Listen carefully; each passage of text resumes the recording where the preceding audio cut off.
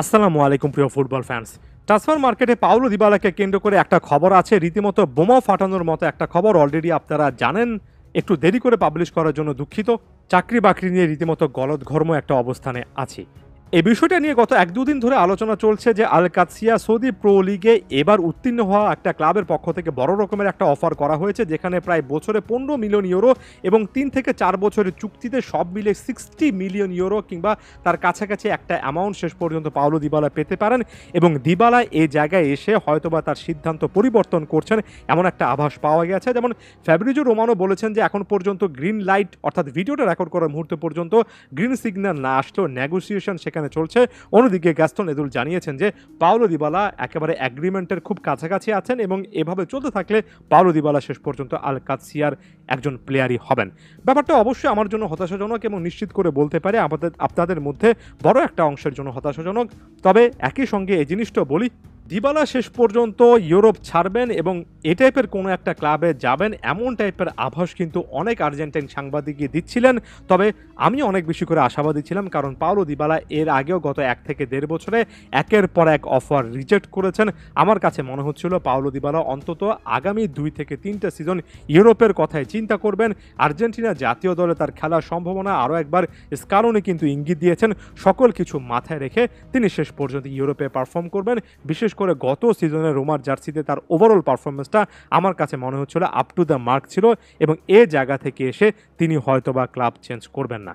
বছরে 15 million euro যে salary প্যাকেজের কথা বলা হচ্ছে, যেটা গ্যাস্তন এদুল জানিয়েছেন, এবং ওভারঅল সাংবাদিকরা যে জিনিসটা বলছেন, আল কাদসিয়া এই ক্লাবটা মাত্র কিছুদিন আগে একুই ফার্নান্দেজের মতো একজন ইয়াং ট্যালেন্টেড প্লেয়ারকে নিল, এবার দিবালার দিকে হাত বাড়ালো।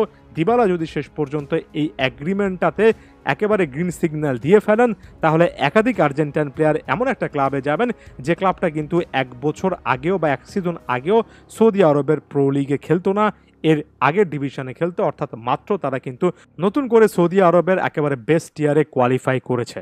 এটা যদি সৌদি আরবের বড় একটা ক্লাব হতো, আল হিলাল আল নাসরের মতো ক্লাব হতো, তাহলেও সেখানে কোনো না কোনো যৌক্তিকতা খোঁজার চেষ্টা করতাম। তবে আপাতত করছি না।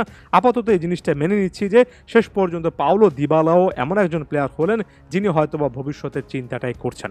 এখন প্রশ্ন আসতে পারে, দিবালা এই ডিলটা একেবারে ডান করে ফেললে তাহলে জাতীয় দলের ক্যারিয়ারে আসলে কী রকমের প্রভাব রাখবে? এই ব্যাপারটা কিন্তু এখনও ওপেন এন্ডেড। এখন পর্যন্ত স্কালোনি এই জিনিসগুলো নিয়ে খুব একটা বেশি ইঙ্গিত দেননি, কারণ একুই ফার্নান্দেজ এমন একজন প্লেয়ার যিনি কিনা জাতীয় দলের রাডারেই ছিলেন। এই সময়টাতে সৌদি প্রো লিগের কোনো একটা ক্লাবে খেলা, এমন ক্লাব যারা কিনা সৌদি প্রো লিগের সবচেয়ে বড় ক্লাবগুলোর তালিকাতেও নেই, এমন একটা ক্লাবের পারফরমেন্সটা আসলে কতটুকু চোখে পড়বে সে ব্যাপারে আমি সন্দিহান। তার চেয়েও বেশি একটু আপসেট এজন্য যে আমার কাছে মনে হচ্ছিল গত সিজনে পাওলো দিবালা যে পারফরমেন্সটা দিয়েছেন সেটা যদি তিনি এই সিজনে রিপিট করতে পারতেন, তাহলে অন্তত আরও 2 থেকে 3 বছর তিনি ইউরোপে একেবারে টপ লেভেলে ফাইট করতেন। যাওয়ার আগে আপনাদের কাছে প্রশ্ন রেখে গেলাম, যেভাবে এগোচ্ছে, আমি যে মুহূর্তে ভিডিও রেকর্ড করছি সে মুহূর্ত পর্যন্ত পাওলো দিবালা আল কাদসিয়ার পথে আছেন। এই ডিলটাকে ওভারঅল আপনারা কেমন দেখছেন এবং আসলে এমন টাইপের ডিলগুলোর করার পেছনে আর্জেন্টিনা প্লেয়ারদের মানসিকতার জায়গাটাও একটু ব্যাখ্যা করার চেষ্টা করবেন। ধন্যবাদ সবাইকে।